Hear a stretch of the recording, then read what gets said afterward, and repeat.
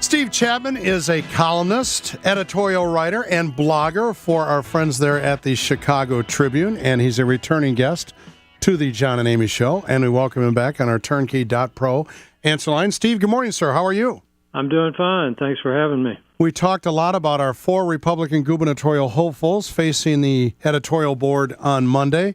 You wrote a column afterwards regarding Bruce Rauner and how he kind of avoids getting specific about pension reform or the closing of state prisons or the expansion of Medicaid, even same-sex marriage.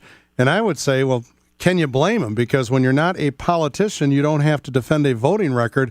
Why not leave it a little looser and use it to your own advantage?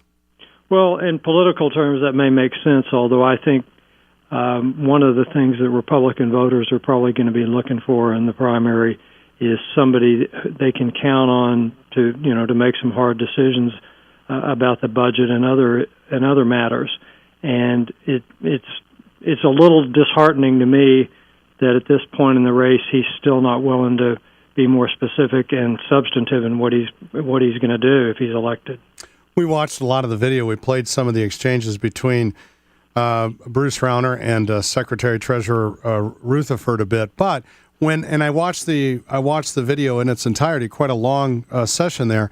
But regarding the closing of the state prisons and the mental health facilities, Quinn has proposed, a $1.3 billion spending cut, which would require a lot of those closing down.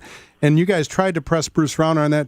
How did he respond? Did he just say, well, I'd have to get inside the numbers. I'd have to sit in the chair before I could see what I was dealing with? He just flatly wouldn't be pinned down on it. He wouldn't give us a yes or no. I mean, it's a yes or no answer. Would you have voted to sustain the governor on these closings and these cuts? And he just would not ever give us an answer. He just kind of talked around it. What about his answer to the state's temporary tax increase? Well, the indication I got from him, I'm not sure he said it flatly and categorically, was that he would let it expire. That means there's about a $4 billion budget shortfall that you have to find a way to make up. And we asked him about that, and he, one of the things he said is, we need pension reform, and he wants to move to a 401k type plan at least for new employees and existing employees going forward. But he couldn't give us a number how much that's going to save. And almost by definition, pension reform doesn't save you much money up front. It saves you money down the road because the amount of financing for future pensions is not going to change a lot, no matter what you do in the short run. It's the payouts later on that are important. And I would figure, we've got a $4 billion shortfall you've got to make up. If pension reform is part of your plan to make that up, you would have at least a rough idea how much you can get out of that in the first year or two. And he said he didn't have a number. Talking here with Steve Chapman. He is a columnist, editorial writer, and blogger for the Chicago Tribune. Let's turn our attention to Secretary Rutherford and the scandal that erupted last Friday. You guys were able to question him a bit on Monday. I don't know who was actually posing the question, but at some point, our treasurer said in his heart he knew that Rauner's fingerprints were on this. My words, not his, that Rauner was behind this scandal. And somebody on the editorial board said, wait, no, hang on, hold on. We need more evidence than that. Did you get any satisfactory answer regarding evidence that Bruce Rauner was behind the allegations regarding the improprieties in the secretary's office? No, I didn't. And I thought Rutherford's performance on that was really embarrassing, to be honest. He says, this lawyer had a connection to Rauner. Rauner's been spending all this money on ads, and therefore, he thinks Rauner was behind this allegation. You really got to do better than that. And that's the sort of accusation that if you made it about a private citizen rather than a public figure, you would be inviting a libel suit, a slander suit, I think. Because you can't just make charges about that. We don't really care what you feel in your heart. Mr. Rutherford, we care what facts you have to support that belief. And he's not backing down. I mean, he keeps hammering Bruce Rauner, saying, you guys did this to me. You will stop at nothing to make sure that my campaign is false. I think I think it's a big mistake because I think if I were Rutherford and I suspected that, I would lay out the facts as I know them, and I would let other people draw conclusions. And it's conceivable Rauner had something to do with it. It's conceivable he didn't. I think voters are going to have to make that judgment in the absence of any smoking gun. Kind of Shakespearean, almost like "Thou protest too much." Well, it's just you don't gain anything in a situation like this by making charges, very inflammatory charges that you can't support. What was it like in the room when those questions were being asked?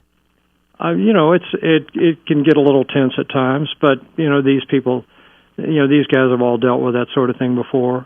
They obviously were prepared and had figured out how they were going to address these issues. Senator Dillard looked somewhat uncomfortable being placed right between Bruce Rauner and Dan Rutherford. Did you plan that? No, I don't think we assigned seats. I think they sort of just picked their own chairs when they came in. Well, I think he was probably glad to have those two shooting at each other, and he was happy to step back and let them. I'm surprised it took 40 minutes to get to that so-called scandal. Well, yeah, we got hung up on a lot of more substantive issues than that. That really is, for a guy who's watched politics as long as you have, Steve, there are a lot of moving parts to this, in as much as there's a lot of Machiavellian turns that this could take. I mean, who does it benefit? I mean, if it's and Rauner said this as part of his answer. He goes, I don't know who it is. It could be somebody from the other side even. I'm paraphrasing again. These are not his words. But if you're apt to support a Democrat and you know that something's going inside the secretary's office and you have the opportunity of painting this so ham-handedly and obviously as connecting Rutherford with Rauner, you have a chance to take down 2 of the 4 with the same scandal. Yeah, it's conceivable. And I sort of think this is going to blow over unless there's new information that comes out in the next few weeks. I just don't think this really has legs. And if Rutherford can't sustain the charge, I think it's going to backfire. Maybe he'll drop it and go talk about other issues. He obviously has some strengths as a candidate. He's been elected statewide. He has a sort of appeal to independents and even some Democrats. And for him, I think he's just shooting himself in the foot with this. Yeah, well, I think it'll blow over too, unless that state employee comes out and talks to the media. Right. And that could be detrimental. But think about it from the other side. If you can take the big money guy out and the only man that's won the statewide office out of the primary or ding them up bad enough where they're going to lose, and then you're left with Dillard and Brady, and we've already been down that road. Well, you're more Machiavellian than I am. I'm not sure there's anybody who's clever enough in Illinois to be able to pull that off. But, I've been wrong before. Steve, thanks a lot for the analysis. Always great having you on the program. Well, nice to be here. Thanks. Take care. Steve Chapman here on our Turnkey.Pro answer line.